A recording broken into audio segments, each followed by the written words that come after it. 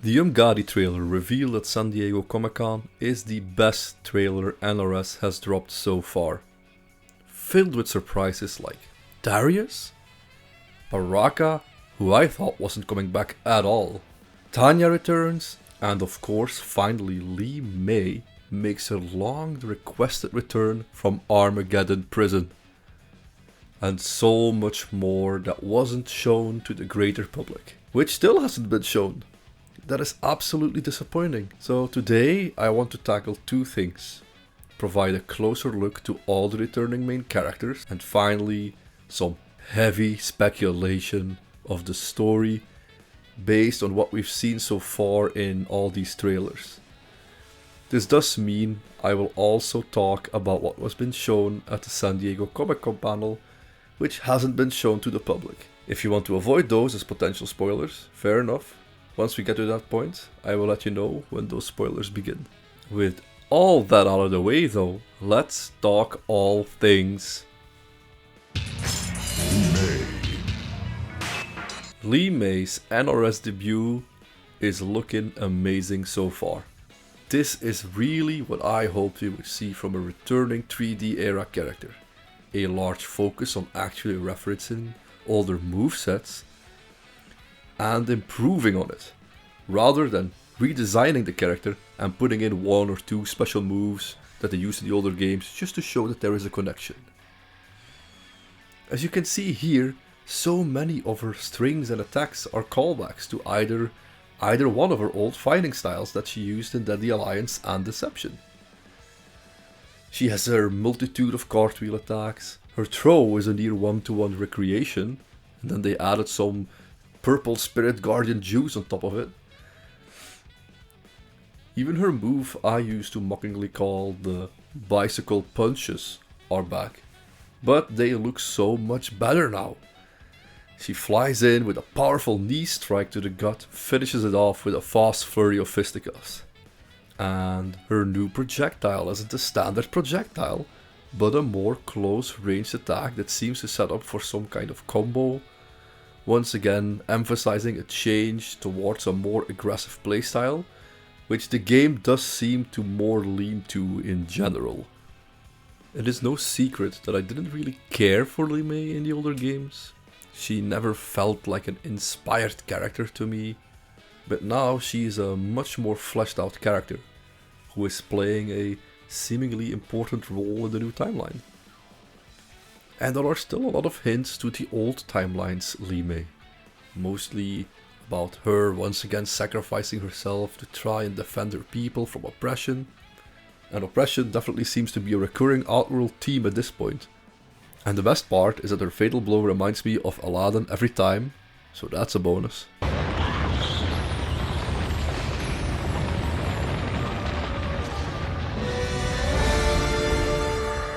At last. Lee May seems like a really fun combo heavy character with a lot of stylish animations, perfect to introduce a new era of fans to an old forgotten era of characters. I am really hopeful now for potential other 3D era returns.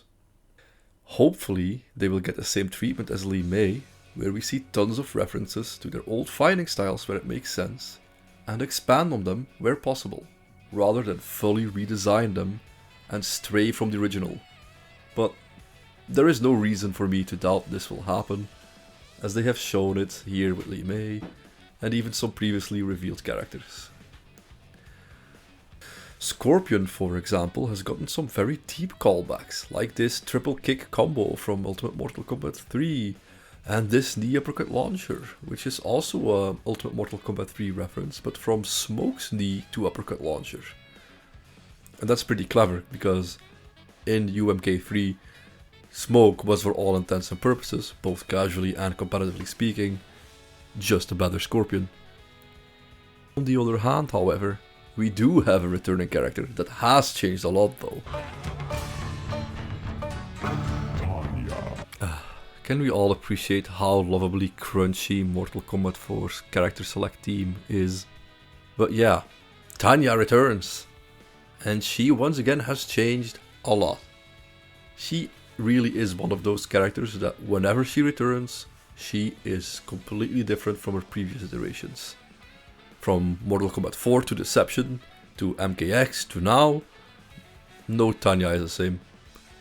This time, her tonfas are gone, that she carried over from Deception to Mortal Kombat X. Gone are the Naginata and the Pyromancy skills from MKX. And now she seems to have a yellow form of magic that summons multiple arms and enhances her new weapon, the 3-section staff. I'm a big fan of finally seeing the 3-section staff used in a Mortal Kombat game, but I never expected Tanya to be the wielder of it. And the same goes visually, right? Once again, she is a complete makeover, just like her moveset. Her look is also never set in stone. She truly is an ever-changing surprise. The yellow is a single constant throughout her designs. One thing never changes though, and that's her low drill kick. That move is back, and once again, it is a low, although it does look quite punishable as expected. And she also has this move, which kind of reminds me of MKX's Tanya's air teleport. But other than that, she looks completely redesigned and new to me. The 3-section staff seems to have all kinds of high and low attacks, grabs.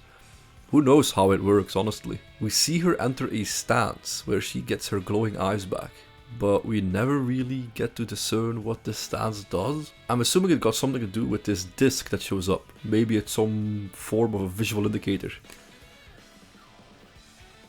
And you are building up certain something by using that stance. Or other things, I couldn't tell. All I know is that she looks cool, and once again, as expected of Tanya at this point, very different. Gameplay wise, I like what I see, and this is the first time I'm actually looking forward to see what Tanya will bring to the table. But first, I want to figure out what this yellow magic is all about. We've only seen the multiple arms in a few frames, her fatality and her victory pose, which looks really badass by the way. And finally, thank you NRS to finally show a monstrous character in a roster filled with pretty humans. And it's my favorite MK freak. Baraka wins. One of the characters that visually always has improved and improved on the original design without straying away too far from it. And this is easily the best and coolest he has ever looked. And even story-wise, he finally is getting an upgrade. Because he's becoming a hero that fights for the other diseased and shunned people that suffer from this horrible Tarkat disease. Instead of, being the usual jobber. His moveset, once again, seems to take a focus on the 3D era. Where he could go into this blade stance, right? And all his moves become arm blade attacks. He already used his blades a lot in the NRS games. But now he just goes ham. You see him spin in the air, you convert it into combos off of leaps and overhead stomps. He seems like a true mix-up character. If he gets any decent low, he might become a nightmare in the World of Online realm. Interesting enough, we haven't seen his blade spark projectile yet, which has been a mainstay since Mortal Kombat 2. I wouldn't be surprised if he loses that projectile, just as Johnny Cage has lost his projectiles in favor of more aggression.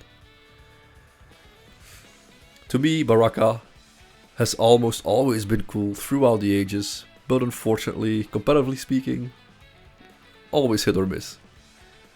Usually being outzoned from afar, outsped up close, so hopefully this time he has his time to shine. I will definitely play him. Whether he will be main material or a side character, that will remain to be seen. And Darius returning is super cool. Like I've said in the previous video, he was on the bottom of my hopeful returns list, but seeing him return is still an amazing thing, because if someone this unknown can return, then all bets are off. We can get anyone back, regardless of popularity. This is a signal, a clear message from NRS that yes, Ramen will return. Well, at least there's a chance, right, guys? Right?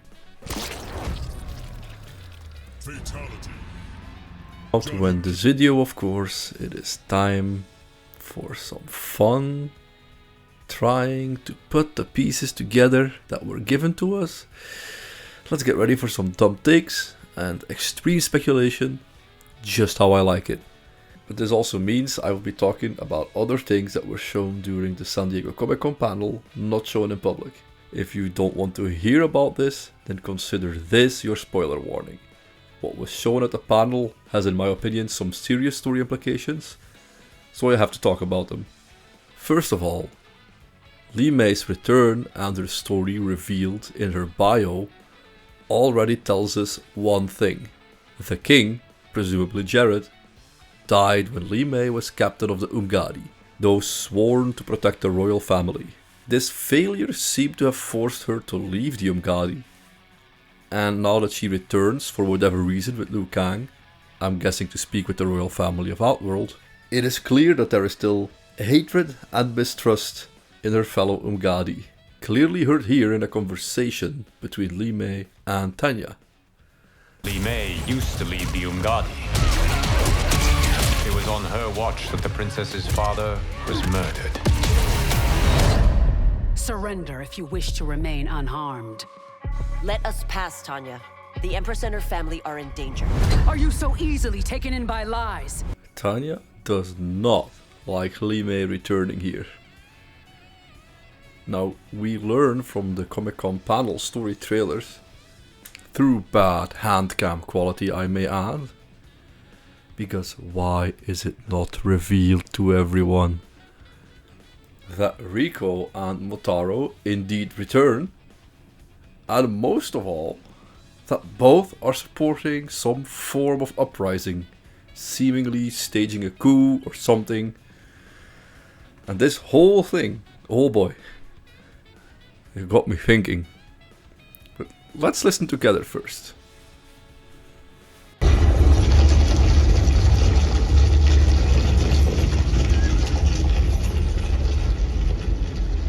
Everything now makes sense.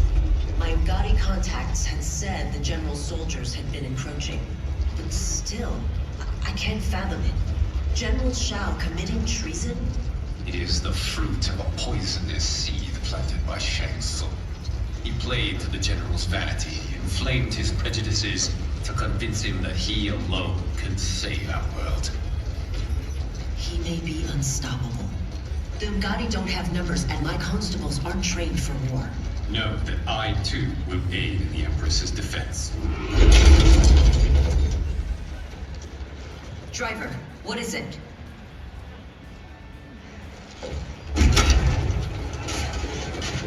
I may need that aid right now.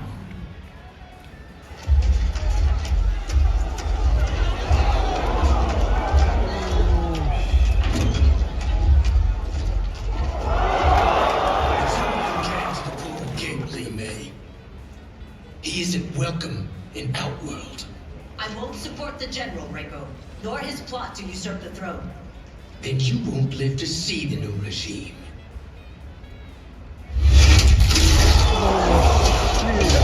They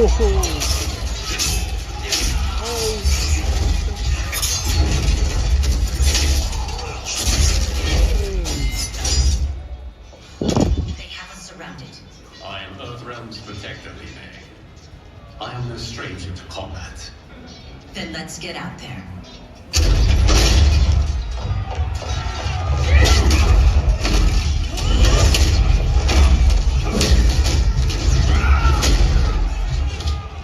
You should have joined us, not the constabulary.